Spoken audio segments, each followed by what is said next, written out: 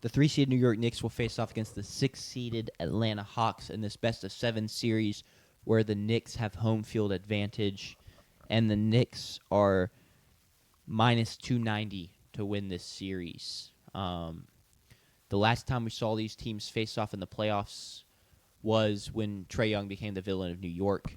Man, I wish he was still in the Hawks for the series. And that's kind of what I want to start off with, like, who would have thought, a bit of a Hawks season look back, who would have thought you would have told, if you told Hawks fans, Trae Young's going to be off the team.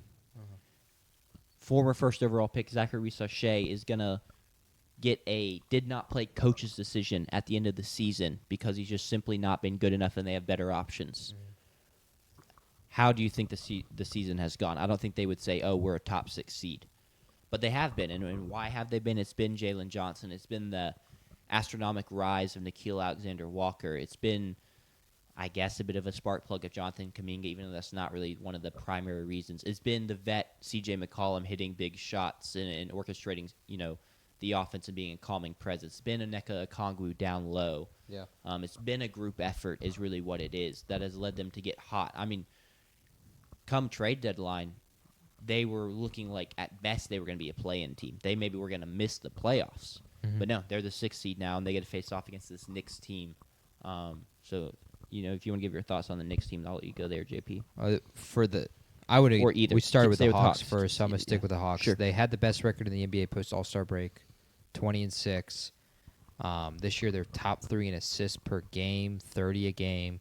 So this is not an offense that's really built totally on ISO ball.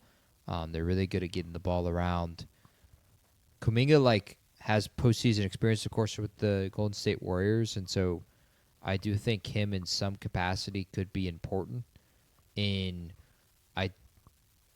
the idea that we could have a Jonathan Kuminga game. Not that he can be consistent all series, but that's the Jonathan Kuminga experience. Agreed. It's the thing we talked about last year with the NBA playoffs, and that sometimes you're just going to have a game where a guy just does something that he's not supposed to do. I'm trying to think. And We he had one of wins those the game last for him. year, and I'm trying to remember who it was.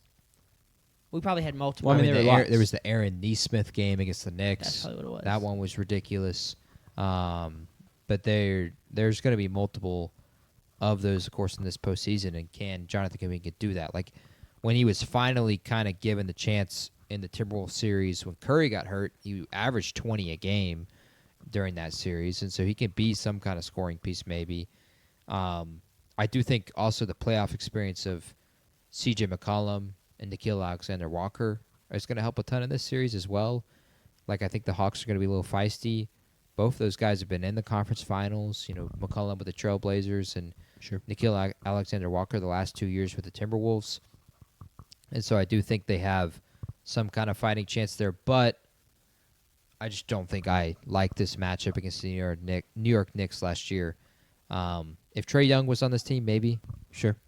I do maybe Trae Young should just show up for a few games in the crowd. Just sit courtside. Yeah, sit courtside at a Hawks game, even though he's a wizard right now. Just chirp a little bit at Karl Anthony Towns or Jalen Brunson. Or Spike Lee or someone. I think it would be hilarious.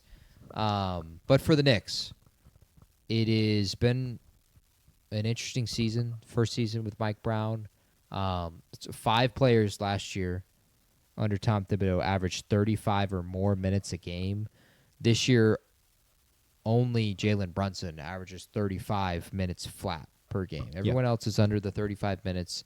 So we and much of the NBA public are really curious to see if that pays off. That extra rest that they had in the regular season can help them in terms of their longevity in the postseason. I do think for the starters, it's going to help them with what I think is a big problem at the moment because they got the extra rest. I think they're going to shorten their rotation, as many teams do in the postseason. And I do think it'll hide their biggest weakness, which is their front court depth, where it is just, in my opinion, Mitchell Robinson and Karl Anthony Towns. And Mitchell Robinson has a huge flaw. You would think at this point in his career maybe he's improved a little bit as a free throw shooter. He had his worst free throw shooting percentage season ever this year.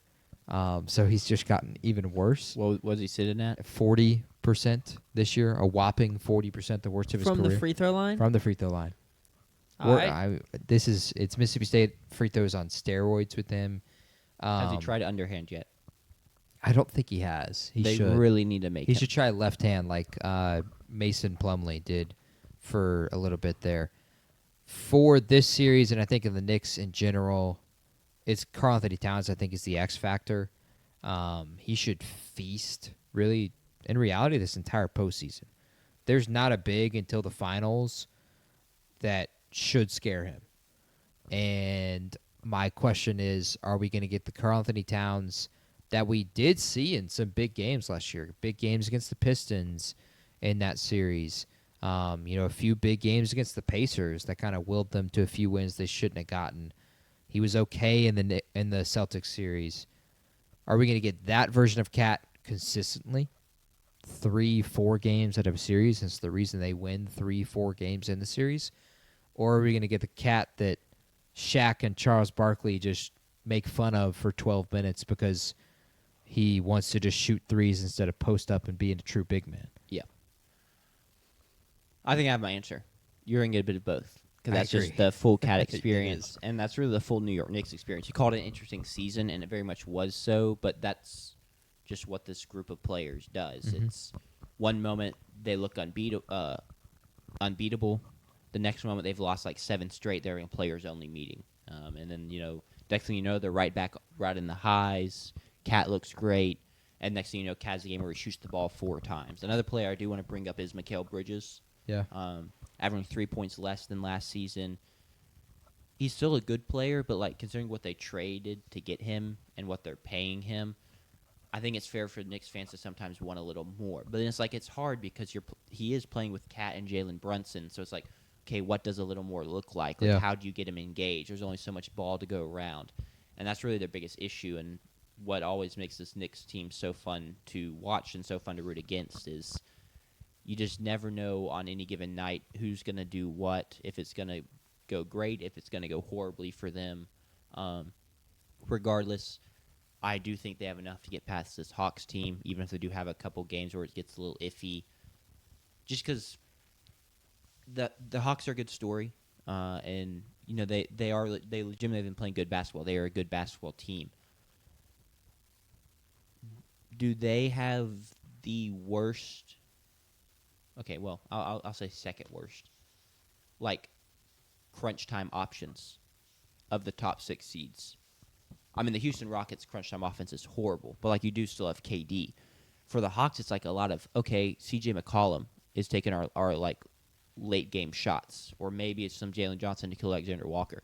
Most other teams have a legit superstar to give the ball to in those moments. And this matchup, you're going to be going, it could be CJ McCollum and Jalen Brunson going band for band down the stretch. I'm going to put my money on Jalen Brunson to win that.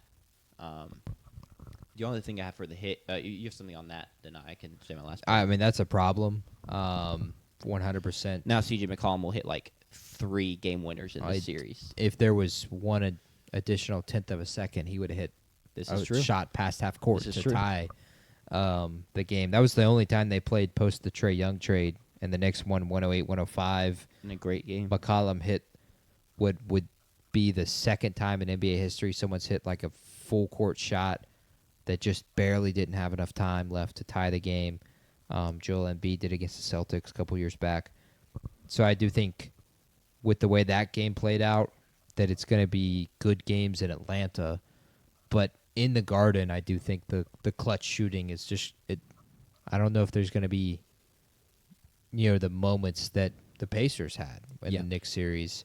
Tyrese Halliburton shots, Aaron Nesmith shots, even Cade Cunningham to a degree. I don't think the Hawks can do that, and I do think they have to steal it. No duh. They have to steal a game in the Garden to win this series. So, yeah. The last thing I have, and I meant to mention earlier, the Knicks are probably going to have the 7th best defensive rating this season, which has kind of been the bugaboo for this team recent years is bad defense. And it's, the thought of you can't build a good defense when Brunson's your point guard and Cat's your center. And so that's a huge upgrade or a huge step up from recent seasons. That being said, I'm still skeptical of it holding up in playoff time. When we get down to the nitty-gritty and teams are constantly hunting switches for Jalen Brunson or putting Cat in the pick-and-roll action, Like I'm just not sure it's gonna quite hold up to that level. But that being said, they don't need it to be great. They just need it to not be bad. So even if it drops off a little bit, it could still be enough. But I thought that was interesting. I didn't expect to be like looking and see them being 7th best defensively. Didn't we have some cat stat last year during the playoffs? I feel like it was a JP stat, and it was like Was it offensive fouls? I don't think so. It was like every game JP would and Cat either did or didn't have X. And I just can't remember what it is. I may have to go back and It look. may have just been points. It might have been scored. points, but like you like I think it was points. hammered Was it like that point. even 20 just like, points. It might have been like 15, Yeah. but I don't know because he really is just like such a Jekyll and Hyde player. Yeah, I can't remember. I may have to go back and look because it's gonna drive me crazy because it was something you talked about like every shows, and it got to the point where I don't know. I don't remember what it was, but I think it took like. Did they go to the East Finals? Yes. They did. So I think it took like until the East Finals for whatever the stat was to break. But I can't remember. Of course, what it the was. Pacers would be the team to break it. Of course, they would be. All right, are we ready to? Yeah, we got to pick it. Oh, pick it. Yes, I'm going Knicks in 5. I'll go Knicks in 6. Knicks in 5. I don't Cool. think the Hawks win a single game in the Garden. And I think the Knicks still won in Atlanta.